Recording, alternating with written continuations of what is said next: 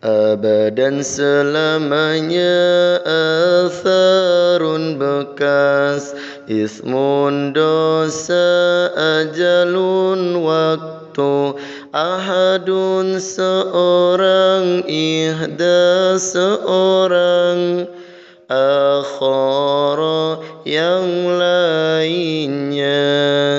akhirina orang yang kemudian, akhun saudara, ukhtun saudara, akhu saudara, adhanun telinga, alfun seribu, alimun pedih, alaun nikmat, ummun ibu, aminun yang dipercaya,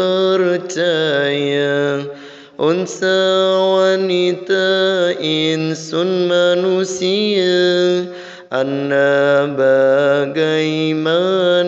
saja, awala yang pertama, alun kaum atau keluarga, uli yang mempunyai,